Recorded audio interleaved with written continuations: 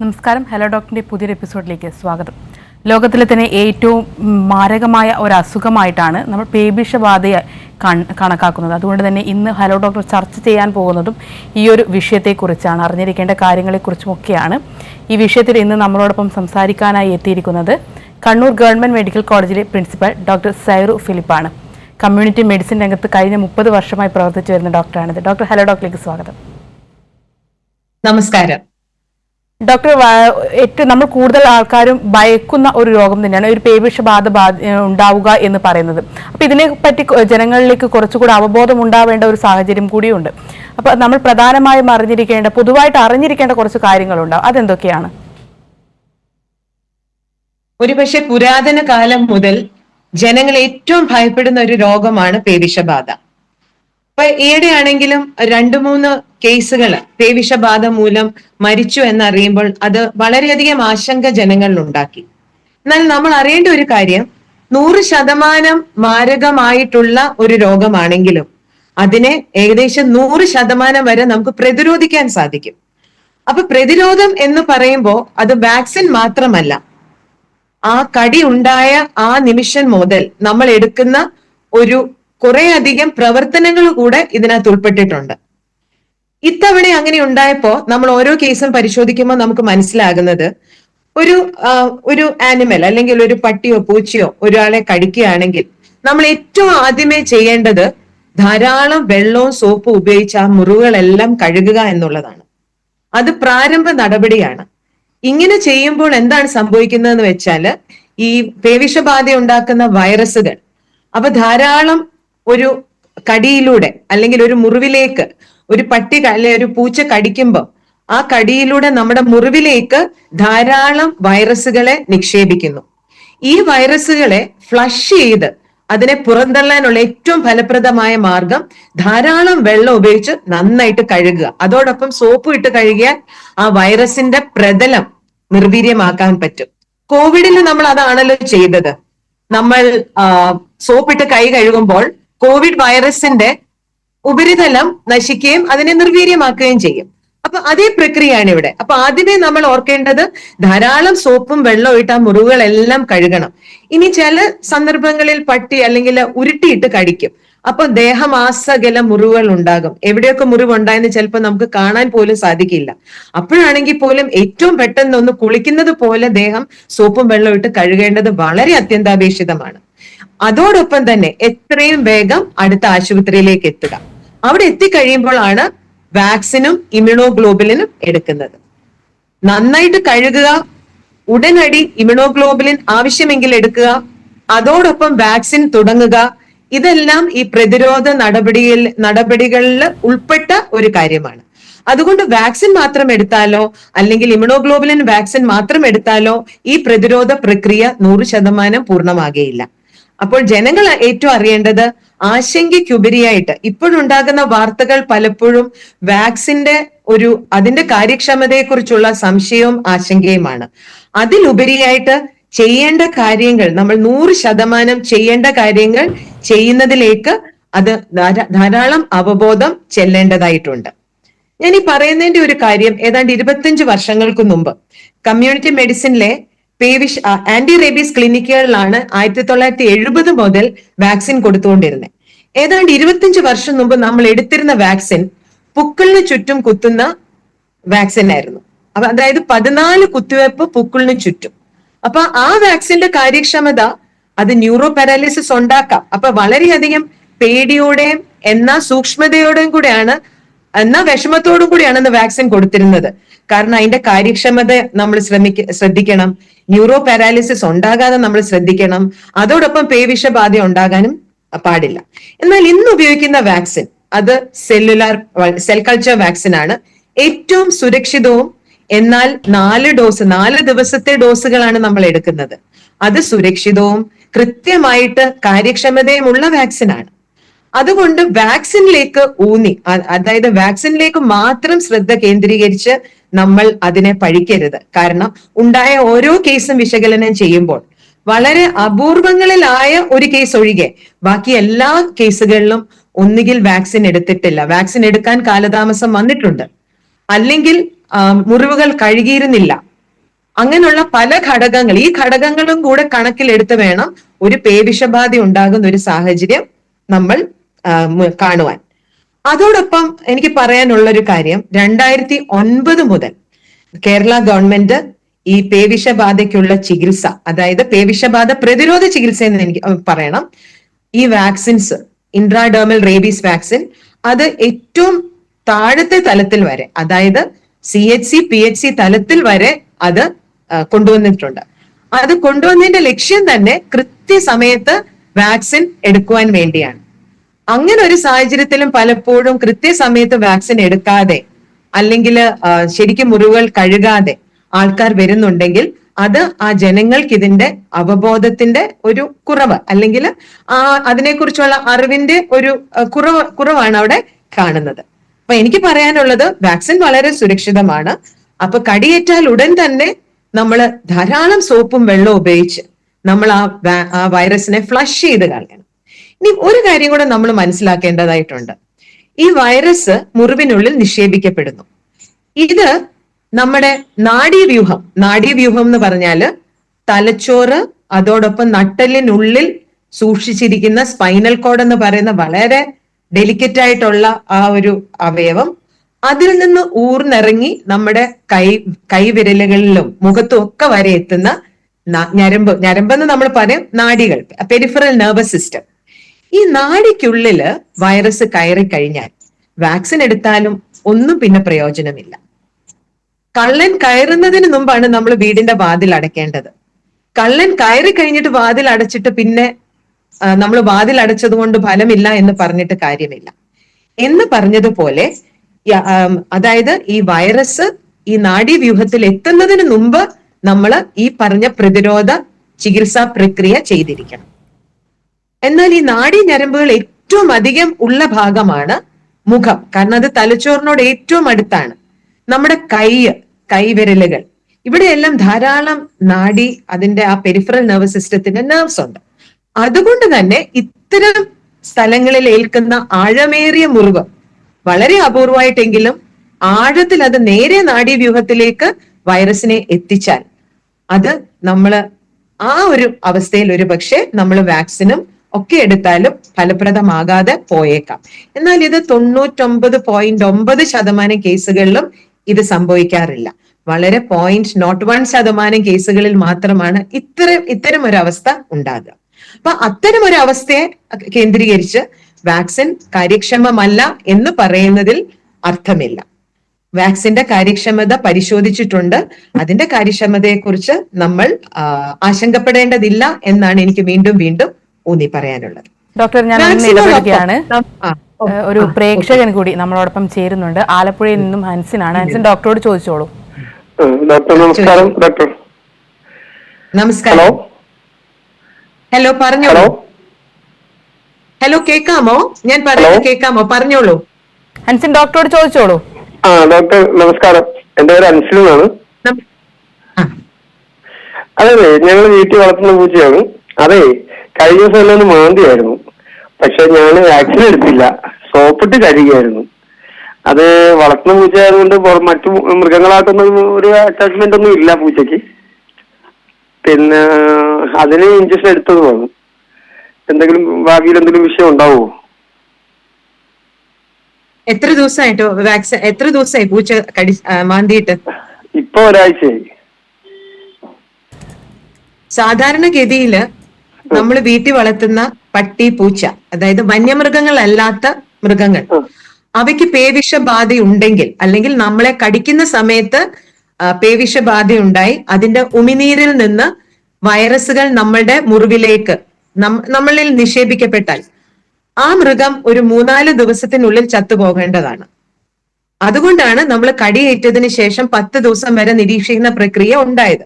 പക്ഷെ ഇപ്പോഴത്തെ ഒരു സാഹചര്യത്തിൽ എനിക്ക് പറയാനുള്ളത്, നമുക്ക് പൂച്ചയെ അറിയില്ല. പൂച്ചയെ നമ്മൾ കെട്ടിയിട്ട് വളർത്തുന്ന മൃഗമല്ല. അത് വീടിന്റെ മുകളിൽ കൂടെയൊക്കെ മറ്റു വീടുകളിലേക്ക് പോകാൻ അതിനറിയാം. നമ്മളത് കാണുന്നില്ല പലപ്പോഴും. അതുകൊണ്ട് നമ്മള് പ്രത്യേകിച്ച് വളർത്തു മൃഗങ്ങൾ ഉള്ളവര് ഒരു പ്രീ എക്സ്പോഷർ എന്നുള്ള നിലയിൽ വാക്സിൻ എടുത്താൽ നല്ലതായിരിക്കും. കാരണം ചില മുറിവുകൾ അത് നമ്മളുടെ ഡൊമസ്റ്റിക് അല്ലെങ്കിൽ വളർത്തുന്ന മൃഗങ്ങളിൽ നിന്നായാലും, ഉദാഹരണത്തിന് മുഖത്തേറ്റിയ ഒരു കടി, അല്ലെങ്കിൽ വല്ലാതെ ഉരുട്ടിയിട്ട് കടിച്ച അനേകം മുറിവുകൾ, ഇത് ഏറ്റതിന് ശേഷം എത്രയും പെട്ടെന്ന് വാക്സിൻ എടുക്കുന്നോ അല്ലെ ഇമ്മ്യൂണോഗ്ലോബിൻ എടുക്കുന്നോ എന്നുള്ളതിലാണ് കാരണം അതായത് ഇത് നാഡീവ്യൂഹത്തിൽ എത്തുന്നതിന് മുമ്പ് നമുക്ക് പ്രതിരോധ ശേഷി ഉണ്ടാവണം. അങ്ങനെയുള്ള കേസുകളിൽ നമ്മൾ താമസിച്ചു പോയാൽ, അല്ലെങ്കിൽ പട്ടിയോ പൂച്ചയോ ചാകുന്നത് വരെ വെയിറ്റ് ചെയ്താൽ അത് താമസമായിരിക്കും. അപ്പൊ ഒരു പ്രായോഗിക നിർദ്ദേശം, പട്ടികളും പൂച്ചകളുമായിട്ട് നിരന്തരം ഇടപെടുന്നവർ ഒക്കെ വീട്ടിലുണ്ടായിരിക്കാം, അല്ലെങ്കിൽ നമ്മളൊരു ആനിമൽ ലവർ ആയിരിക്കാം, നമുക്കിഷ്ടമാണ് പട്ടിയെയും പൂച്ചയെയും അല്ലെങ്കിൽ മൃഗങ്ങളെയും. അതുകൊണ്ട് നമ്മൾ ഇവരെ കാണുമ്പോൾ എവിടെ കണ്ടാലും നമ്മളൊന്ന് താലോലിക്കും. അല്ലെങ്കിൽ നിരന്തരമായിട്ട് ഇപ്പൊ വെറ്റിനറി ഡോക്ടർമാര് നിരന്തരമായിട്ട് ഏർപ്പെടുന്നവര്, ഇവര് പ്രീ എക്സ്പോഷർ വാക്സിനേഷൻ എടുക്കുന്നത് വളരെ നന്നായിരിക്കും. കാരണം പ്രീ എക്സ്പോഷർ വാക്സിനേഷൻ എടുത്താൽ നമ്മുടെ ഉള്ളിൽ ഒരു പ്രതിരോധ ശേഷിയുണ്ട്. അതുകൊണ്ട് അടുത്ത തവണ റാബീസ് വൈറസുമായിട്ട് ഏറ്റുമുട്ടുമ്പോൾ നമ്മുടെ പ്രതിരോധ ശേഷി ഉണർന്ന് പ്രവർത്തിക്കും. എന്നാൽ ഒരു വാക്സിനും എടുത്തില്ലെങ്കിൽ നമ്മുടെ ശരീരം ആ പ്രതിരോധ ശേഷി ഉണ്ടാക്കിയെടുക്കാൻ 2-3 ദിവസം എടുക്കും. ഈ സമയത്തേക്ക് വേണ്ടിയാണ് ഇമ്മ്യൂണോഗ്ലോബുലിൻ നമ്മൾ സാധാരണ കൊടുക്കാറ്. അപ്പൊ നേരത്തെ ഇത്തരം ആൾക്കാർ, അതായത് നിരന്തരം സമ്പർക്കമുള്ളവർ അല്ലെങ്കിൽ ആനിമൽസിന്റെ കൂടെ ഒത്തിരി ഇടപഴകുന്നവർ, ഒരു പ്രീ എക്സ്പോഷർ വാക്സിനേഷൻ 3 ദിവസത്തെ, അതായത് ഇപ്പൊ ഇൻട്രാഡേമൽ ആണ് 2 സൈറ്റിലുള്ള 3 ദിവസത്തെ അല്ലെങ്കിൽ ആ ഒരു 4 വാക്സിൻ എടുത്താൽ നന്നായിരിക്കും. കാരണം ഒരു കാര്യം കൂടെ ഉണ്ട് അതിന്റെ പിന്നില്, നമുക്ക് കുറെ മിഥ്യാധാരണകളുണ്ട്. അതായത് വീട്ടിൽ വളർത്തുന്ന പട്ടിയോ പൂച്ചയാണെങ്കിൽ കുഴപ്പമില്ല, ഇനി തീരെ ചെറിയ പട്ടിക്കുട്ടികളാണെങ്കിൽ കുഴപ്പമില്ല, പോമറേനിയൻ വിഭാഗത്തിൽപ്പെട്ട അത്തരം മുന്തിയ തരം പട്ടിക്കുട്ടികളാണെങ്കിൽ കുഴപ്പമില്ല. പലപ്പോഴും നമ്മൾ കാണുന്നത് പേവിഷബാധ ഏറ്റു വരുമ്പോ അത്തരം ചിലപ്പോ ഒരു ഇതേപോലെ ഒരു പട്ടിക്കുഞ്ഞായിരിക്കും വീട്ടിൽ കയറി വരും, പോമറേനിയൻ പട്ടിക്കുട്ടി. നമ്മൾ അതിനോട് കളിക്കുന്ന വഴി ഒരു കടി തരും. അപ്പൊ നമ്മൾ ഓർക്കും ചെറിയ പട്ടിക്കുഞ്ഞല്ലേ, 2 ദിവസം കഴിയുമ്പോൾ ഇതിനെ കാണാതാവുന്നു. അത് ഇറങ്ങിപ്പോയതായിരിക്കാം, അത് എവിടെയെങ്കിലും പോയി ചത്തിട്ടുണ്ടാവും, നമ്മൾ അത് അറിയുന്നില്ല. ഇത്തരം കേസുകൾ യഥാർത്ഥത്തിൽ സംഭവിച്ചതാണ്. അപ്പൊ ഏത് പട്ടിയാണേലും പൂച്ചയാണെങ്കിലും കടിയോ നഖക്ഷതമോ ഏറ്റാൽ അതിന് വേണ്ട പ്രതിരോധ ചികിത്സ എടുക്കുകയും നിരന്തരമായിട്ട് ഇവയുമായിട്ട് ഏർപ്പെടുന്ന വ്യക്തികൾ പ്രതിരോധം എന്ന നിലയിൽ നേരത്തെ വാക്സിൻ എടുക്കേണ്ടതുമാണ്. പ്രേക്ഷകന് വ്യക്തമായെന്ന് കരുതുന്നു ഡോക്ടർ. അതുപോലെ തന്നെ നമ്മളിപ്പോൾ വാക്സിൻ്റെ കാര്യം സൂചിപ്പിച്ചതുകൊണ്ട് അതിലേക്ക് തന്നെ കടക്കാം. നമ്മൾ വാക്സിൻ എടുക്കും, അപ്പം എല്ലാവർക്കും ഒരേ രീതിയിൽ തന്നെ വാക്സിൻ എടുക്കാൻ പറ്റുമോ? പിന്നെ ചില അസുഖങ്ങളോ കാര്യങ്ങളോ ഒക്കെ ഉള്ളവർക്ക് ഈ ഒരു വാക്സിനേഷൻ സാധ്യമാവുന്നുണ്ടോ? സാധാരണ രീതിയിൽ പട്ടികടിയേറ്റ് അല്ലെ പൂച്ചയുടെ കടിയേറ്റ് നമ്മുടെ ക്ലിനിക്കിൽ വരുന്നവർ, ഇപ്പൊ എനിക്കൊന്ന് ഗവൺമെന്റ് മെഡിക്കൽ കോളേജിലെയും ക്ലിനിക്കുകളിൽ ഇപ്പൊ ഒരു ദിവസം നമ്മൾ കൊടുക്കുന്ന വാക്സിന്റെ എണ്ണം ഏതാണ്ട് 100ഓളം വരും. കാരണം അത്രയധികം ആൾക്കാരെ പട്ടിയും പൂച്ചയും ഒക്കെ കടിക്കുന്നുണ്ട്. അപ്പൊ കടിയേറ്റ് വരുന്നവർ സാധാരണ ആരോഗ്യവാന്മാരായിരിക്കും, പുറത്തിറങ്ങി നടക്കുന്നവരായിരിക്കാം. അങ്ങനെ തീരെ ഒരു പക്ഷേ ഇമ്മ്യൂണോ കോംപ്രമൈസ്ഡ് അല്ലെങ്കിൽ ഇമ്മ്യൂണിറ്റി തീരെ കുറഞ്ഞവരില് അങ്ങനെ പട്ടികടിയേറ്റ് വരുന്നവർ കുറവായിരിക്കാം. എല്ലാവർക്കും ഒരേ രീതിയിലുള്ള വാക്സിൻ തന്നെയാണ് കൊടുക്കുന്നത്. 4 ദിവസത്തെ ഡോസ് നമ്മൾ ഗവൺമെന്റിൽ നിന്ന് ഫ്രീ ആയിട്ട് കൊടുക്കുന്ന ഇൻട്രാഡേർമൽ റേബീസ് വാക്സിൻ ആണ്. ഇൻട്രാഡേർമൽ എന്ന് പറയുമ്പോൾ ത്വക്കിനടിയിൽ കൊടുക്കുന്ന വാക്സിൻ ആണ്. ഏറ്റവും പെട്ടെന്ന് കാര്യക്ഷമതയോടെ പ്രവർത്തിക്കുന്നതിന് വേണ്ടിയാണ് അത് കൊടുക്കുന്നത്.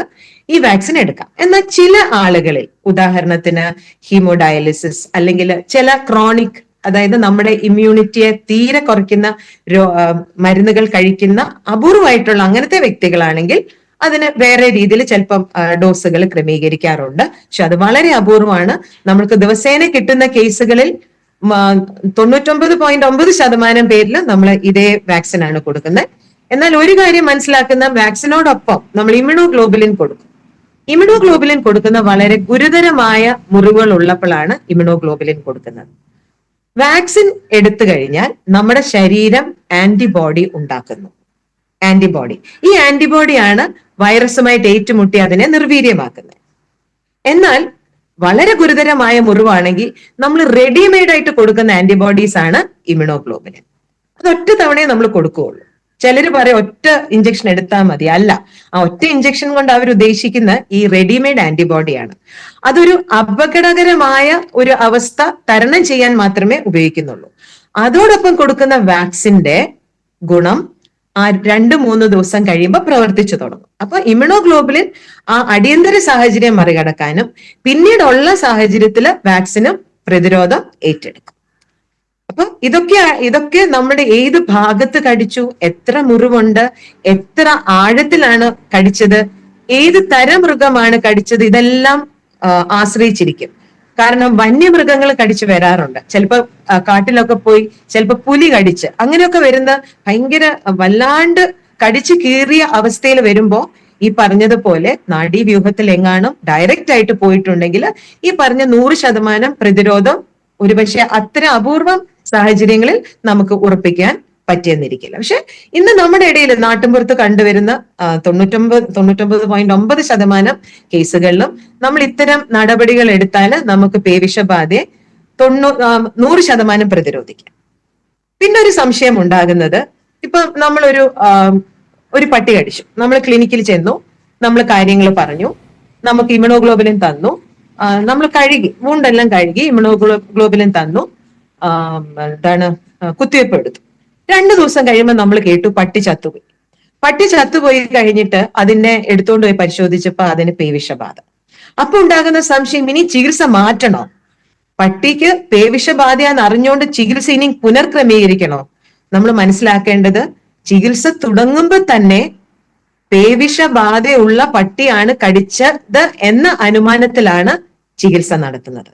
അതുകൊണ്ട് പിന്നീട് പട്ടിയെ പരിശോധിച്ചില്ലെങ്കിലും, പിന്നീട് പട്ടിക്ക് പേവിഷ ഉണ്ടായിട്ട് നമ്മൾ അത് അറിഞ്ഞില്ലെങ്കിലും നമ്മൾ പേടിക്കേണ്ടതില്ല. അപ്പൊ ഇത്തരം കാര്യങ്ങളാണ് ആൾക്കാരിൽ ആശങ്ക ഉളവാക്കുന്നത്. അപ്പൊ ഈ കാര്യങ്ങൾ മനസ്സിലാക്കിയാൽ തന്നെ നമുക്ക് പട്ടികടി അല്ലെങ്കിൽ പൂച്ച കടിച്ചു വരുന്ന സാഹചര്യങ്ങളെ സംയമനത്തോടെ നേരിടാൻ പറ്റും. ഉടനടി ചികിത്സയ്ക്ക് എത്തിക്കുകയും വേണം. ഡോക്ടർ, ഞാൻ ഒന്നുകൂടെ ഇടപെടുകയാണ്. ഒരു പ്രേക്ഷകൻ കൂടി ഇപ്പം നമ്മളോടൊപ്പം ചേരുന്നുണ്ട്. ആലപ്പുഴയിൽ നിന്നും അരുണാണ്. അരുൺ, ഡോക്ടറോട് ചോദിച്ചോളൂ. ഹലോ, ഡോക്ടറോട് ചോദിച്ചോളൂ. ഹലോ അരുൺ. മാഡം, ഒരു മാസം മുമ്പ് ഒരു കൊച്ചു പൂച്ച എന്നെ കടിച്ചിരുന്നു. അപ്പൊ കടിച്ചതിന് ശേഷം 2 ആഴ്ച കഴിഞ്ഞിട്ടാണ് ഞാൻ ഹോസ്പിറ്റലിൽ പോയത്. അപ്പം 2 ആഴ്ചത്തെ പ്രായം ഉണ്ടായിരുന്നല്ലോ ആ പൂച്ചക്കുഞ്ഞിന്. അപ്പം പോയി കഴിഞ്ഞ് കയ്യിൽ മുറിവ് ഉണ്ടായിട്ടുണ്ടായിരുന്നു. പക്ഷെ ഞാൻ അല്ല, 1 മാസം കഴിഞ്ഞിട്ടാണ് ഞാൻ പോയത്, ഹോസ്പിറ്റലിൽ പോയത്. അപ്പം ഞാൻ ആ ഹോസ്പിറ്റലിൽ ചെന്നപ്പോ എന്റെ കയ്യിൽ ആ മുറിവില്ലായിരുന്നു. പക്ഷെ അന്നേരം വഴക്ക് പറഞ്ഞു. പക്ഷെ എനിക്ക് ഇഞ്ചക്ഷൻ എടുക്കാൻ ഒറ്റ ഇഞ്ചക്ഷൻ ഞാൻ എടുത്തിട്ടുള്ളായിരുന്നു. പിന്നെ ആ ഇഞ്ചക്ഷൻ മുടങ്ങിപ്പോയി, സാഹചര്യവശാൽ മുടങ്ങിപ്പോയി. അങ്ങനെയാണ്. ആ പൂച്ചക്കുഞ്ഞ് ഇപ്പോഴും ജീവിച്ചിരിപ്പുണ്ടോ? ഇല്ല, അത് വീട്ടിൽ നിന്ന് ഓടിപ്പോയി. വീട്ടിൽ വളർത്തുന്ന പൂച്ചയുടെ കുഞ്ഞു തന്നെയായിരുന്നു അത്. ഒരു പക്ഷേ ഒരു സാഹചര്യം ആ പൂച്ചക്കുഞ്ഞ് ഓടിപ്പോയെങ്കിൽ എവിടെയെങ്കിലും ജീവിച്ചിരിപ്പുണ്ടായിരിക്കും. ജീവിച്ചിരിപ്പുണ്ടെങ്കിൽ നമ്മൾ പേടിക്കേണ്ടതില്ല. കടിച്ച സമയത്ത് പേവിഷബാധ ഉണ്ടായി കാണില്ല. അതുകൊണ്ട് അങ്ങനെ നമുക്ക് അനുമാനിക്കാം. ഇല്ല എന്നുണ്ടെങ്കിൽ, പേവിഷബാധയുള്ള ഒരു പൂച്ചക്കുട്ടിയാണെങ്കിൽ ശരിക്കും ഇത്തരം സാഹചര്യങ്ങൾ അപകടകരമാണ്. പിന്നെ ചെയ്യാനുള്ളത്, നമ്മൾ ഓർക്കുന്ന സമയത്ത്, അല്ലെങ്കിൽ 2 ആഴ്ചയെങ്കിൽ 2 ആഴ്ച, 1 മാസമെങ്കിൽ 1 മാസം കഴിഞ്ഞിട്ട് നമ്മൾ ചികിത്സയ്ക്ക് ചെല്ലുകയും, ഡോക്ടർമാർ വഴക്ക് പറയും, അത് വേറെ കാര്യം, എന്നാലും ആ ചികിത്സ കംപ്ലീറ്റ് ചെയ്യുകയും ചെയ്യാണ് പിന്നെ നമുക്ക് പ്രായോഗികമായി ചെയ്യാനുള്ള കാര്യം. കാരണം മറ്റു പൂച്ചയ്ക്ക് ഇനി പേവിഷബാധ ഇല്ലെങ്കിലും നമ്മൾ ഇതേപോലെ പൂച്ചയുമായിട്ടൊക്കെ നിരന്തരം സമ്പർക്കത്തിൽ ഏർപ്പെടുന്ന ആളാണെങ്കിൽ ഇപ്പൊ എടുക്കുന്ന കുത്തിവെപ്പ് നമുക്ക് പിന്നീടുള്ള എക്സ്പോഷറിൽ നമ്മളെ സുരക്ഷിതനാക്കും. അതുകൊണ്ട് ഇനി എന്റെ ഈ ടോക്ക് കേട്ടിട്ട് ഇനിയും ആ പൂച്ചയ്ക്ക് പേവിഷബാധ ഉണ്ടായിരുന്നു എന്നോർത്ത് ആശങ്കപ്പെടുന്നതിലുപരി പൂർത്തിയാക്കാനുള്ള ചികിത്സ പൂർത്തിയാക്കുകയായിരിക്കും അഭികാമ്യം. തിരികെ വരുമ്പോൾ നമ്മളോടൊപ്പം ഒരു പ്രേക്ഷകൻ കൂടി ചേരുന്നുണ്ട്. പൂനെയിൽ നിന്നും നാരായണനാണ്. നാരായണൻ, ഡോക്ടറോട് ചോദിച്ചോളൂ. നമസ്കാരം, ഞാൻ പൂനെ, മഹാരാഷ്ട്രയിൽ നിന്നാണ്. ചോദിച്ചോളൂ. പറഞ്ഞോളൂ. ഇപ്പൊ എന്റെ പെങ്ങളുടെ മോന് അതിഗുരുതരായിട്ട്, എന്റെ മലയാളം അത്ര ക്ലിയർ അല്ല, എന്നാലും ഒന്ന് അഡ്ജസ്റ്റ് ആക്കിയിരിക്കുക കേട്ടോ. ഇപ്പൊ എന്റെ മോളുടെ പെങ്ങളുടെ കൊച്ചിനെ അതിഗംഭീരായിട്ട് നായ കടിച്ചു. അപ്പോ മുറി ഒരു 0.5 mm അതിന്റെ പല്ല് അതിന്റെ അകത്ത് കുത്തി കയറിയിട്ടുണ്ടായിരുന്നു. പിന്നെ വൂണ്ട് ഗംഭീര വൂണ്ടായിരുന്നു അത്. അപ്പൊ ഉടനെ ഒരു 10 മിനിറ്റിനകം വെച്ചിട്ട് ഞങ്ങള് ആശുപത്രി കൊണ്ടുപോയപ്പോ ഡോക്ടർ ഇമ്യൂണോഗ്ലോബിൻ എന്താ ഡോക്ടർ ഇപ്പൊ പറഞ്ഞില്ല, ആ ഇഞ്ചക്ഷൻ കുത്തി ആ മുറിയുടെ ഉള്ളിൽ തന്നെയാ കുത്തിയേ. പിന്നെ അത് കഴിഞ്ഞിട്ട് കാലിന് 2 തൊടയില് 2 ഇഞ്ചക്ഷൻ കുത്തി. അപ്പൊ കുത്തി കഴിഞ്ഞതിന് ശേഷം ഒരു അടുത്ത ദിവസം ആ കയ്യിൻ ലെഫ്റ്റ് ഹാൻഡിന്റെ പാം ഉണ്ടല്ലോ, ആ പാം ഇങ്ങനെ വീർത്തു വന്നു, മീൻസ് സ്വെല്ലിംഗ് ആയി. അപ്പൊ ഡോക്ടർ വിചാരിച്ചു ചിലപ്പോ ഈ ബോണിന്റെ വല്ല കുഴപ്പമായിരിക്കും. അപ്പൊ ഞങ്ങള് അതിന്റെ എക്സ്റേ എടുത്തപ്പോ ബോണിന് കുഴപ്പമൊന്നുമില്ല, മുറിയിൽ പസ് നിറഞ്ഞു വന്നു. പസ് പറഞ്ഞ പഴുപ്പ് നിറഞ്ഞു വന്നു ഡോക്ടർ. അപ്പൊ നിറഞ്ഞു വന്നപ്പോ അത് പീച്ചി കളഞ്ഞ് എടുത്ത് കളഞ്ഞു പഴുപ്പ്. അപ്പോ ട്രീറ്റ്മെന്റിങ് നടന്നുകൊണ്ട് ഇപ്പോ ഈ മുറി ഡീപ്പ് മുറിയായിരുന്നു. അപ്പൊ ഇതിനു വേണ്ടി എന്താ ചെയ്യേണ്ടി വരിക ഡോക്ടർ? അത് പേടിക്കേണ്ട ഇത് വല്ലതും ആണോ? പിന്നീട് ഭവിഷ്യത്തിൽ നമുക്ക് എന്തെങ്കിലും പേടിക്കാണ്ടാവോ? ഇതിനെ കുറിച്ച് നമുക്ക് എന്താ മീൻസ് ട്രീറ്റ്മെന്റ് ചെയ്യേണ്ടത്, അല്ലെങ്കിൽ ഫ്യൂച്ചറിൽ നമുക്ക് എന്താ ഇതിന് സൂക്ഷിക്കാൻ വേണ്ടിയിട്ടുള്ള ഇതൊന്നും ഡോക്ടർ പറഞ്ഞാൽ വളരെ ഉപകാരമുണ്ട് ഡോക്ടർ. ഞാൻ മഹാരാഷ്ട്രയിൽ നിന്ന് നാരായണമുഖിയാണ് പറയുന്നത്. Thank you. അപ്പൊ പട്ടി കടിച്ച ഉടൻ തന്നെ ആശുപത്രിയിൽ എത്തിച്ചിട്ടുണ്ട്. ഉറപ്പായിട്ടും ആശുപത്രിയിൽ മുറിവുകൾ നന്നായിട്ട് കഴുകുകയും ഇമ്യൂണോഗ്ലോബുലിൻ അല്ലെങ്കിൽ ഇമ്യൂണോഗ്ലോബുലിൻ ആയിരിക്കും മുറിവിലേക്ക് കുത്തിവെച്ചത്. കാരണം ഇമ്യൂണോഗ്ലോബുലിൻ ആളിന്റെ ശരീര തൂക്കത്തിനനുസരിച്ചാണ് ഡോസ്. അത് മുഴുവൻ മുറിവുകളിലേക്കാണ് കുത്തിവെക്കുക, മുറിവിനുള്ളിലേക്കാണ് ഇമ്യൂണോഗ്ലോബുലിൻ കുത്തിവെക്കുക. കാരണം വൈറസ് അഥവാ ആ മുറിവിൽ ഉണ്ടെങ്കിൽ അത് നമ്മുടെ പെരിഫറൽ നെർവസ് സിസ്റ്റത്തിൽ എത്തുന്നതിന് മുമ്പ് നമുക്ക് നിർവീര്യമാക്കണം. അതുകൊണ്ട് മുറിവിനുള്ളിൽ തന്നെ ആയിരിക്കും ഈ ഇമ്യൂണോഗ്ലോബുലിൻ കൊടുത്തിരിക്കുക. അങ്ങനെ കൊടുക്കുമ്പോൾ കുറച്ചൊരു നീരൊക്കെ അടുത്ത ദിവസം വേണമെങ്കിൽ പ്രത്യക്ഷപ്പെടാം. അടുത്തതായിട്ട് വാക്സിനും കൊടുത്തിട്ടുണ്ടാകും. ഇതിനോടൊപ്പം നമ്മുടെ പോസ്റ്റ് എക്സ്പോഷർ പ്രൊഫൈലാക്സിസിൽ വളരെ ഭീകരമായിട്ട് കടിയേറ്റ ഒരു അവസ്ഥയാണെങ്കിൽ ആന്റിബയോട്ടിക്കുകളും നൽകും. കാരണം ഈ പഴുപ്പുകൾ ഉണ്ടാകാതിരിക്കുവാനും, കാരണം കടിയേറ്റതല്ലേ. അപ്പൊ തീർച്ചയായിട്ടും ആശുപത്രിയിൽ നിന്ന് അതിനുള്ള ആന്റിബയോട്ടിക്കുകളും മുറിവുണങ്ങാനുള്ള കാര്യങ്ങളും ചെയ്യും. ഇനി ഭാവിയിൽ നമ്മൾ ഇതിന്റെ കുറച്ച് ഓർത്ത് ആശങ്കപ്പെടേണ്ട. കാരണം ആ വൈറസ് നാഡീവ്യൂഹത്തിൽ എത്തുന്നതിന് മുമ്പ് ചെയ്യുവാനുള്ള എല്ലാ ചികിത്സകളും നമ്മൾ ഇപ്പോഴാണ് ചെയ്യുക.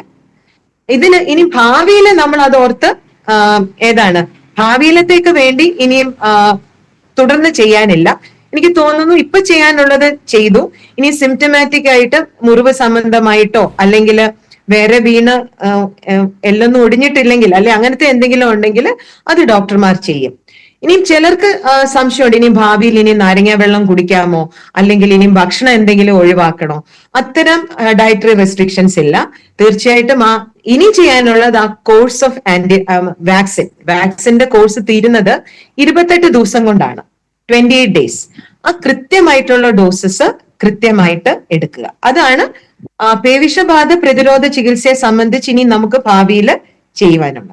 അത്രയും ചെയ്തു കഴിഞ്ഞാൽ നമ്മൾ ഈ ഒരു വിഷയത്തിൽ ചെയ്യാനുള്ള മാക്സിമം കാര്യം നമ്മൾ ചെയ്തു കഴിഞ്ഞു. തീർച്ചയായിട്ടും നമുക്ക് മനസ്സിലാക്കാം ധാരാളം ആശങ്ക ഉണ്ടാകും, പ്രത്യേകിച്ച് ഇത്തരം ഉള്ള പ്രശ്നങ്ങൾ ഉണ്ടാകും. ഒരു ചോദ്യം മാത്രം, ഈ കടിച്ച നായ ജീവിച്ചിരിപ്പുണ്ടോ? എന്നാണ് കടിച്ചത്? എത്ര ദിവസമായി കടിച്ചത്? 4 ദിവസമായി ഡോക്ടർ. 4ാമത്തെ 5ാമത്തെ ദിവസമാണ് കഴിച്ചത്. നായ ജീവിച്ചിരിപ്പുണ്ട്. അത് നല്ല നായ, അവിടെ എപ്പോഴും ആ ഗ്രൗണ്ടിൽ കളിക്കാൻ നായ. ഓക്കെ. അപ്പം എന്തെങ്കിലും ഒരു നായ്ക്ക് എന്തെങ്കിലും ഒരു പ്രത്യേക ഒരു അവസരത്തിലായിരിക്കും കുട്ടിയെ കടിച്ചത്. നായെ കൊല്ലാതെ ശ്രദ്ധിക്കുക, വേറെ ആരെയും കടിക്കാതെ ശ്രദ്ധിക്കുക. നായ ഒരു 10 ദിവസമൊക്കെ ജീവിച്ചിരിക്കാനും നമ്മുടെ സാധാരണ രീതിയിൽ കടിച്ച സമയത്ത് അതിന് പേവിഷബാധയില്ല എന്ന് നമ്മൾ പറയാറുണ്ട്. അപ്പൊ പ്രതീക്ഷയോടെ ഇരിക്കുക, ചെയ്യാനുള്ളത് ചെയ്തിട്ടുണ്ടാകും എന്ന വിശ്വാസത്തോടെ. പ്രേക്ഷകന് വ്യക്തമായെന്ന് കരുതുന്നു. പേവിഷബാധയെക്കുറിച്ചും അറിഞ്ഞിരിക്കേണ്ട കുറച്ച് കാര്യങ്ങളെക്കുറിച്ചും ഒക്കെയാണ് ഹലോ ഡോക്ടർ എന്ന് സംസാരിച്ചത്. ഈ വിഷയത്തിൽ നമ്മളോടൊപ്പം ഉണ്ടായിരുന്നത് കണ്ണൂർ ഗവൺമെന്റ് മെഡിക്കൽ കോളേജിലെ പ്രിൻസിപ്പൽ ഡോക്ടർ സൈറു ഫിലിപ്പാണ്. ഡോക്ടർ നന്ദി. Thank you. ഹലോ ഡോക്ടർ ഇന്നത്തെ സമയം ഇവിടെ അവസാനിക്കുകയാണ്.